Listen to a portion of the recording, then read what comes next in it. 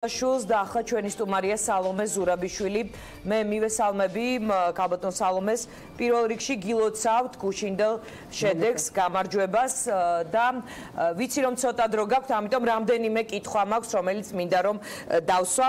თუ გამოყოფს პასუხისმგებელ პირს, ჩვენ მზად ვართ ვიმუშაოთ ინაუგურაციისთვისო, რამდენად ხართ მზად ასევე მოქმედ ადმინისტრაციასთან ერთად იმუშაოთ ამ პროცესში?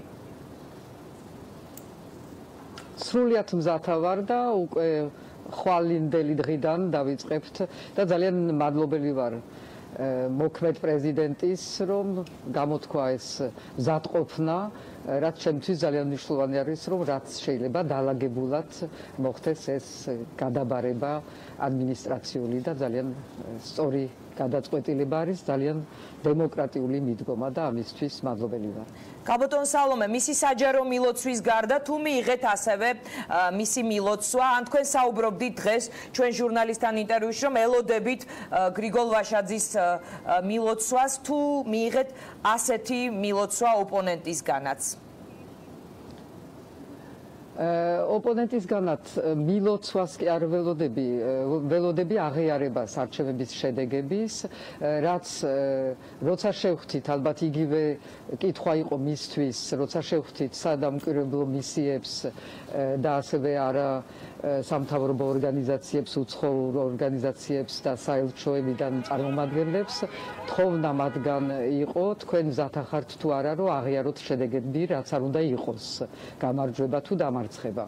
მე ჩემი მზადყოფნა გამოვაცხადე როგორც ევროპელი, მე მგონი რომ ეს არის ძალიან ბუნებრივი, სამწუხაროდ ჯერჯერობით ასეთი აღიარება არ არის მეორე მხრიდან და სრულიად პასუხისმგებლობის მოკლებული განცხადებები მოდის ყოფილი პრეზიდენტისგან, რაც არ ემსახურება ამ ქვეყანაში სტაბილურობას და ძალიან სამწუხარო არის. ამას მე მგონი არანაირი შედეგი არ ექნება, მაგრამ მაინც სამწუხარო არის ყველასთვის, რომ ასეთი განცხადებები დღეს კიდევ კეთდება, როცა საზოგადოებამ თავისი გადაწყვეტილება მიიღო, თავისი არჩევანი გააკეთა და გააკეთა ძალიან ნათლად, ძალიან დემოკრატიულად, ძალიან მშვიდობიანად. ქალბატონ სალომე, მაინც მინდა ვთქვა, რომ თავად გრიგოლ ვაშაძეს არ გაუზიარებია ის პათოსი, რომელიც ჰქონდა მიხეილ სააკაშვილს. მისი გუშინდელი განცხადება ასეთი იყო, რომ ეს ერთი კერძო პირის განცხადება, ეს სამართლიანობისთვის უნდა აღინიშნოს. თქვენ ხედავთ თუ არა სცენას, თქვენ და მარგველაშვილი? მე ეს არ მithქვამს, მე არ მithქვამს, რომ მან გაიზიარა და მესმის ძალიან კარგად და ეს ამას მივესალმები. მე ვამბობ, რომ მან არ აღიარა ჯერ შედეგები და მე მგონი, რომ დემოკრატიულ ქვეყანაში რაც უფრო ადრე აღიარებ შედეგებს, როცა უკვე ცვლილებები აღარ იქნება, ეს არის დემოკრატიულობის ნიშანი და ამას ველოდები. ქალბატონ სალომე, დემოკრატიულობის ნიშანი, ასევე ხატსურათი შეიძლება იყოს კადრი, როგორ შედიხართ თქვენ სასახლეში, ხვდებათ მოქმედი პრეზიდენტი, როგორ აბარებთ უფლებამოსილებას, ჩაის სვამთ, არ ვიცი, ყავას სვამთ, ეს კადრი წარმოუდგენელია, რომ იყოს ავლაბრის რეზიდენციაში, ხომ? ასე ხვდები თქვენი გადაწყვეტილებებით? ხო, ჩემი შესვლა იქნება მე მგონი ათონელის სასახლეში თუ ის მზად იქნება. კიდევ ერთხელ გავიმეორებ, რაც ვთქვი სხვა ინტერვიუში, რომ ჩემთვის ამას არ აქვს გადამწყვეტი მნიშვნელობა, მე თუ მე ვიქნები მოძრავი პრეზიდენტი, რომელიც ჩავა რეგიონებში, რომელიც გავა საზღვარგარეთ, ძალიან ბევრი საქმე არის სასახლის გარეთ, ბევრად მეტი ვიდრე სასახლეში მჯდომარე.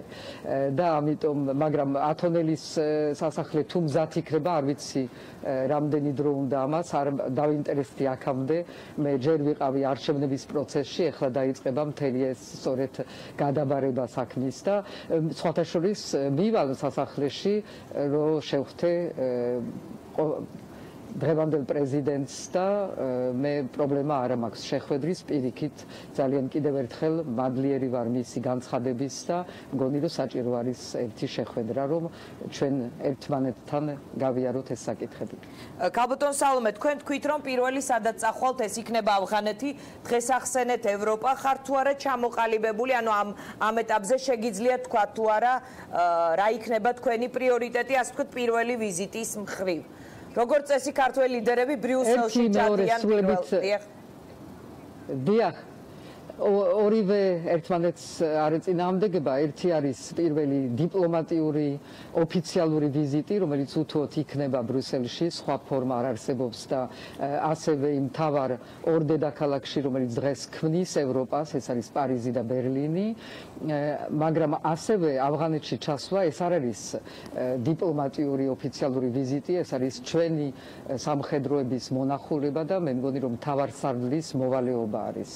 ასე რომ ეს ორივე არის ის პრიორიტეტები, რაც მე დავისახე ჩემთვის და რომელსაც უთუოდ შევასრულებ პირველივე პერიოდში, ანუ ეს იქნება იანვარში. მე ვიცი რომ ძალიან ცოტა დრო გვაქვს, ამიტომ აუცილებლად უნდა გკითხოთ, თქვენ სულ საუბრობდით რომ ევროპული ტიპის ლიდერი ხართ, თქვენი კამპანია ასეთი ტიპის იყო, ჩვენ მოვისმინეთ საერთაშორისო სადამკვირვებლო ორგანიზაციების შეფასებები, ადმინისტრაციული რესურსის გამოყენებაზე, მოსყიდვაზე, უამრავ ხარვეზზე იყო საუბარი მართლ პარტიასა და სახელმწიფოს ხელისუფლებას შორის წაშლილ ზღვარზე. თქვენი აზრით ეს იყო ის კამპანია, რომელიც ევროპული ტიპის საარჩევნო კამპანიაში ან არჩევნებში ჯდებოდა? მე მგონი იყო ევროპული, შეიძლება იყო ხარვეზები, მე მგონი დღეს არ არსებობს მსოფლიოში არჩევნები, სადაც არ არის ხარვეზები, იყო ხარვეზები, მაგრამ იყო ძალიან ევროპული ტიპის კამპანია პირველ რიგში ჩემი მხრიდან, მე არ გადავედი არც ერთ ზღვარს, მეორე მხრივ იყო ძალიან ევროპული საზოგადოების აქტიურობიდან გამომდინარე. მე მგონი რომ ჩვენმა საზოგადოებამ მოგვცა მაგალითი თუ როგორი არის ევროპული ტიპის არჩევნები, ჩვენმა საზოგადოებამ გამომიცავა ნდობა და ეს არის ჩემთვის ყველაზე ღირებული და მე მგონი რომ ეს არის ჩვენი ქვეყნისთვის, მისი სტაბილურობისთვის ასევე ძალიან ღირებული, რომ ჩვენ ვაჩვენეთ კიდევ ერთხელ დემოკრატიული არჩევნების მაგალითი ამ ქვეყანაში და ამისთვის მე პირადად ვარ ძალიან მადლიერი და მე მგონი ეს არის ახალი ეტაპი ჩვენი სახელმწიფოებრივი განვითარების და დემოკრატიულობის და ევროპის გზა. კაბოტონ სალომე და ბოლო კითხვა ნამდვილად გიორგი მარგველაშვილიც არ იყო ოცნების წევრი, შემდეგ მათი გზები გაიყო ოცნების და მარგველაშვილის და მუდამ ამადლიდნენ ერთმანეთს, ან ეს თემა იყო ვინ ვისი დამსახურებით გახდა პრეზიდენტი. თქვენ რა განცდა გაქვთ, ეს თქვენი პირადი გამარჯვებაა თუ ეს ოცნების მართველი გუნდის და მათი ლიდერების დამსახურებით მოპოვებული გამარჯვება, ანუ ეს გრძნობა გექნებათ თუ არა მართლ პარტიასთან, თუ ეს გრძნობა ხელშეგიშლით მუშაობაში, ანუ როგორ აღიქვამთ თქვენს წარმატებას? ეს არის ქართული ხალხის გამარჯვება, მე ვარ მათი არჩეული, მე მადლობელი ვარ ოცნებისთვის მხარდაჭერისა და ასევე ვარ წარმომადგენელი დღევანდელი დღიდან ქართული საზოგადოების და ჩემი ამომრჩევლების. მათ ძალიან დიდი მადლობა. მადლობა თქვენ რომ იყავით ჩვენი სტუმარი, კიდევ ერთხელ გილოცავთ და გისურვებთ რომ იყოთ კარგი პრეზიდენტი.